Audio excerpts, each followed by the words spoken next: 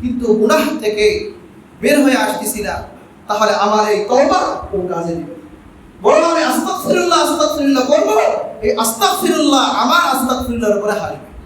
কবি বলেন, সুবহে বরকত তওবা করলাম, দিল পরজ শৌকে গুনাহ, মাসিয়াত রা খান্দামি আয়াত ইস্তিগফার মা।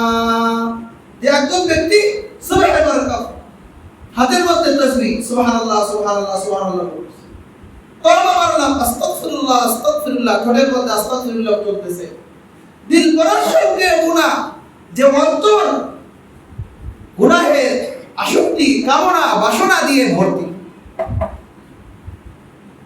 তো সে যখন আস্তাগফিরুল্লাহ করে, যে অপরাধ তার এই আস্তাগফিরুল্লাহর উপরে হাসে। আমাদের অবস্থা তাই যে আমরা মোবাইলের মধ্যে এখনো গান ডাউনলোড করে রেখে দিয়েছি, এখনো সিনেমা রেখে দিয়েছি।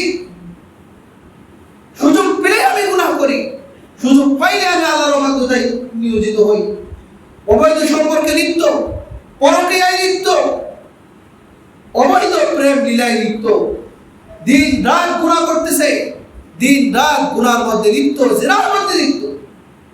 অবৈধ সম্পর্কের যে ভালোবাসা, এটা ভালোবাসা নাম নয়, এটার একটাই নাম, সেটা হলো ব্যভিচার, জিনা। নবীজি বলেছেন,